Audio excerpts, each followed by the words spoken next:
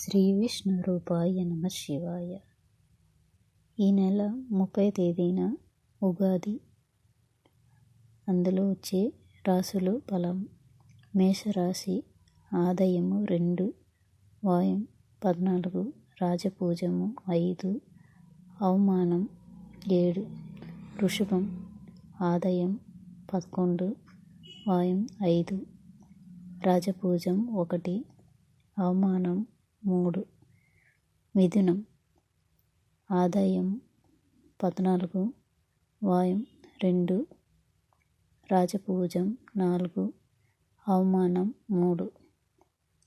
కర్కట ఆదాయం 8, వాయం 2, రాజపూజం 7, అవమానం 3.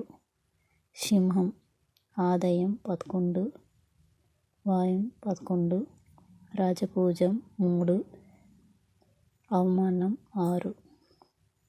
కన్య ఆదాయం 14, వాయం 2, రాజపూజం 6, అవమానం 6. తుల ఆదాయం 11, వాయం 5, రాజపూజం 2, అవమానం 2. వృషకం ఆదాయం 2, వాయం 14, రాజపూజం 5, అవమానం 2. ధనుష ఆదాయం 5, వాయం 5, రాజపూజం 1, అవమానం 5.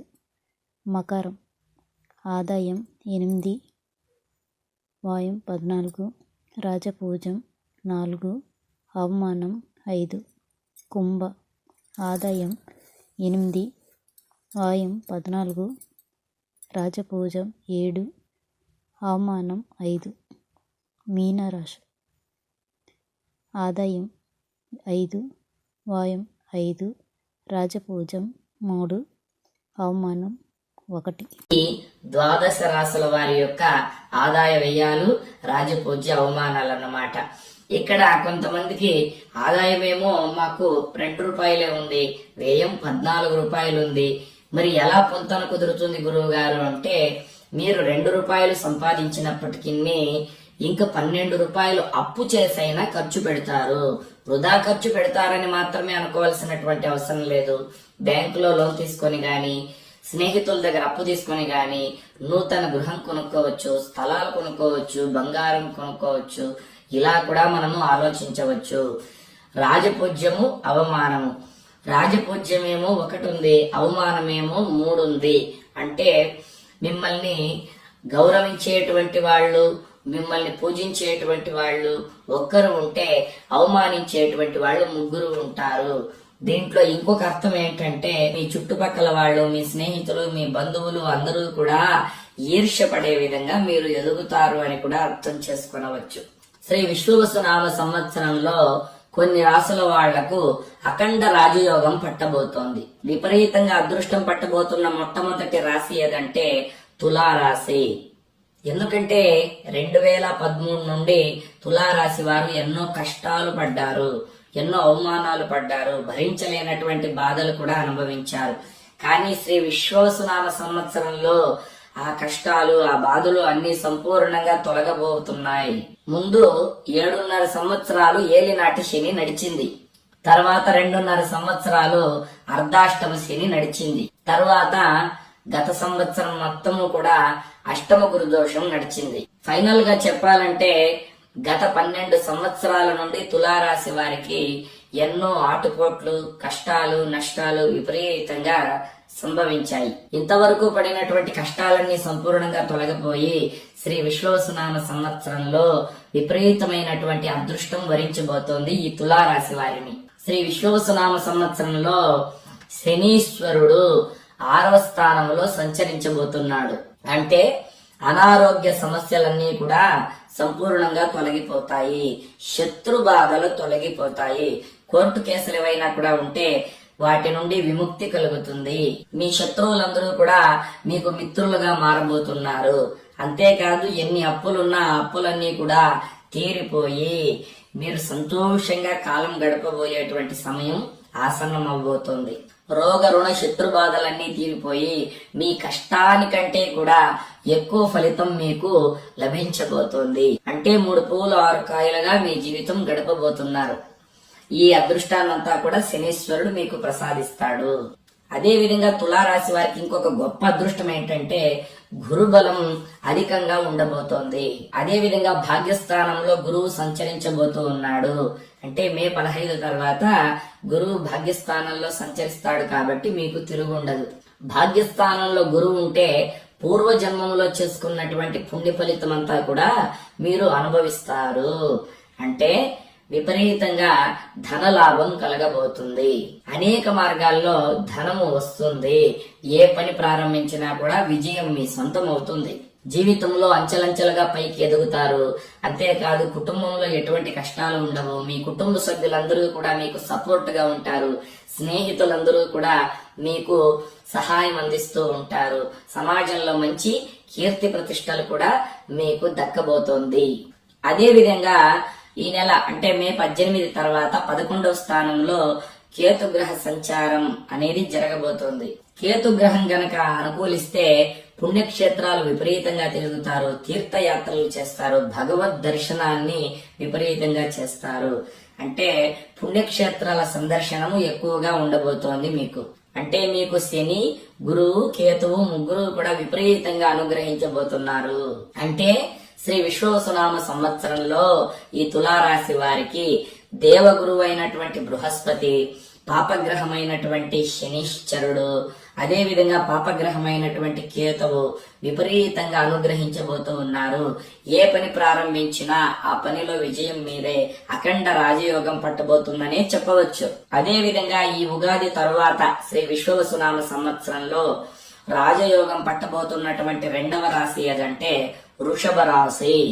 ఎందుకంటే 2.5 సంవత్సరం నుండి వృషభ రాశి వారు కంటక శని దోషంతో విపరీతమైనటువంటి కష్టాలు, ఇబ్బందులు అనుభవించారు. వృత్తిపరంగా అంటే చేసేటువంటి పనుల్లో విపరీతమైనటువంటి టెన్షన్లు పడుతూ విపరీతమైనటువంటి సమస్యలతో ఇబ్బందులు పడ్డారు.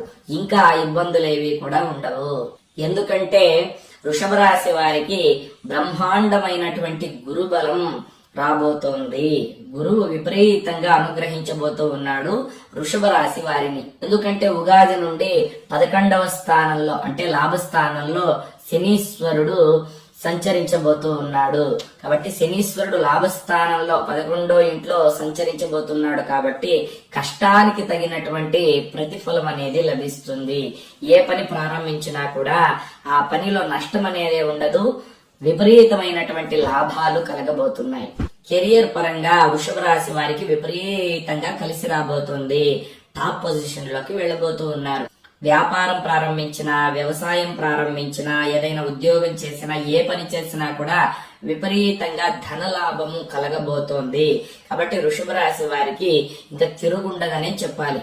కుటుంబ సమస్యలు, అనారోగ్య సమస్యలు అన్ని కూడా తీరబోతున్నాయి. ఎందుకంటే 11వ స్థానంలో లాభస్థానంలో శని విశేషంగా అనుగ్రహించబోతున్నాడు. అదే విధంగా వృషభ రాశి వారికి 2వ స్థానంలో గురువు సంచరించబోతున్నాడు. ఇది ఎంతో అద్భుతమైనటువంటి ఫలాన్ని ఇస్తుంది.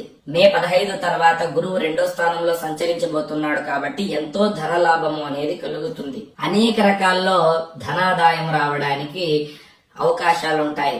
కుటుంబం పరంగా సంతోషంగా ఉంటారు. కుటుంబంలో ఏ సమస్యలు కూడా ఉండవు. మీ మాట చెల్లుతుంది. మీరు చెప్పిందే వేదం, మీరు చేసిందే శాసనం. అందరూ కూడా మీకు అనుకూలంగా నడుచుకుంటారు. గురుబలం అద్భుతంగా ఉంటుంది. అదే విధంగా రాహుబలం కూడా ఉండబోతోంది. 10వ ఇంట్లో రాహు సంచారం అనేది జరగబోతోంది. 10వ స్థానంలో రాహు ఉంటే విదేశీ ప్రయాణాలు చేస్తారు. అదే విధంగా అన్ని రంగాల్లోనూ కూడా విజయం కలిగేటట్లు చేస్తాడు రాహు అన్నమాట. కాబట్టి శత్రువులందరూ కూడా మిత్రులుగా మారబోతూ ఉంటారు. కోర్టు కేసులు ఏవైనా కూడా ఉంటే అవన్నిటిలోనూ మీకే విజయం కలగబోతోంది. ఇది పరమ సత్యం. పాపగ్రహమైనటువంటి శనీశ్వరుడు లాభస్థానంలో అంటే 11వ ఇంట్లో సంచరిస్తున్నాడు. అదే విధంగా 10వ స్థానంలో పాపగ్రహమైనటువంటి రాహు కూడా సంచరించబోతున్నాడు. అదే విధంగా దేవతా గురువు అయినటువంటి బృహస్పతి 2వ ఇంట్లో అనుగ్రహించబోతున్నాడు. 3 గ్రహాలు విపరీతంగా అనుగ్రహించబోతున్నారు ఈ వృషభ రాశి వారిని. విశేషమైనటువంటి రాజయోగం పట్టబోతుంది అని నిస్సంశయంగా చెప్పవచ్చు. ఇక ఆ తర్వాత 3వ రాశి మకర రాశి. మకర రాశి వారికి కూడా చాలా అద్భుతంగా ఉండబోతోంది. ఎందుకంటే ఈ మకర రాశి వారికి రాహుకేతువుల బలం అనేది లేకపోయినా కూడా 7.5 సంవత్సరాల నుండి శనీశ్వరుడు విపరీతంగా బాధలు పెడుతూ వస్తూ ఉన్నాడు ఈ మకర రాశి వారిని. మొత్తం వక్రం అన్ని కలుపుకొని 8 సంవత్సరాలుగా ఏలినాటి శని దోషంలో ఉన్నారు ఈ మకర రాశి వారు. శ్రీ విశ్వవసునామ సంవత్సరం ప్రారంభం కాగానే ఈ దోషములన్నీ కూడా తొలగిపోయి వీరికి కూడా అద్భుతంగా రాజయోగం పట్టబోతోంది. విపరీతమైనటువంటి అఖండ రాజయోగం కాకపోయినా కూడా మీకు రిలీఫ్ అన్నమాట. ఈ శని దోషం తొలగిపోవడం ద్వారా మీకు సుఖశాంతులు అనేవి ఉంటాయి. కుటుంబంలో హాయిగా ఉంటారు. ఏ పని చేసుకున్నా కూడా విపరీతంగా ధనయోగం లేకపోయినా కూడా మీ కష్టానికి తగినటువంటి ఫలితం అనేది తప్పకుండా లభిస్తుంది. ఎందుకంటే తృతీయంలో శని బలహీనంగా ఉంటాడు. కష్టానికి తగినటువంటి ఫలితం తప్పకుండా లభిస్తుంది. కాబట్టి ఈ శ్రీ విశ్వవసునామ సంవత్సరంలో మకర రాశి వారికి కూడా చాలా బాగుండబోతుంది. గురువు సంవత్సరం మొత్తం అనుగ్రహించకపోయినా అక్టోబర్ 19 నుండి డిసెంబర్ 5 మధ్యలో గురువు అనుగ్రహం కూడా మీకు ఉండబోతోంది. కాబట్టి మీకు కూడా ఈ శ్రీ విశ్వవసునామ సంవత్సరంలో అద్భుతంగానే ఉండబోతోంది. కాబట్టి మీకు మంచి ఉద్యోగం లభించడము, వివాహం కలగడము, సంతాన ప్రాప్తి కలగడము, నూతన వస్తువులను స్థలాల్ని కొనుగోలు చేయడం కూడా మీ రాశిలో జరగబోతోంది. కాబట్టి మీరు కూడా భయపడవలసినటువంటి అవసరం లేదు. అదే విధంగా మిథున రాశి వారికి, కన్యా రాశి వారికి కూడా విపరీతంగా కలిసి రాబోతుంది. ఎందుకంటే మిథున రాశి వారికి ఆదాయం చూస్తే 14, వ్యయం చూస్తే 2, రాజపూజ్యం 4, అవమానం 3. కన్యా రాశి వారికి కూడా అంతే, ఆదాయం 14, వ్యయం 2నండి. అంటే 14 రూపాయలు సంపాదిస్తే 2 రూపాయలు మాత్రమే ఖర్చు పెడతారు. 12 రూపాయలని మీరు చక్కగా పొదుపు చేసుకుంటారు, దాచిపెట్టుకుంటారు. రాజపూజ్యము 6, అవమానము 6. పొగిడేటువంటి వాళ్ళు ఎంతమంది ఉంటారు, తిట్టేటువంటి వాళ్ళు కూడా అంతమంది ఉంటారు. కాబట్టి దీన్ని పట్టించుకోవాల్సినటువంటి అవసరం లేదు. కాబట్టి తులారాశి వారికి, వృషభ రాశి వారికి, మకర రాశి వారికి, మిథున రాశి వారికి, కన్యా రాశి వారికి, ఈ 5 రాశుల వారికి విపరీతంగా ఈ విశ్వవసునామ సంవత్సరంలో అదృష్టము అనేది కలిసి రాబోతుంది. కాబట్టి 5 రాశుల వారు సంతోషంగా గడపవచ్చు. థ్యాంక్ యూ అండి. సబ్స్క్రైబ్ చేసుకోండి.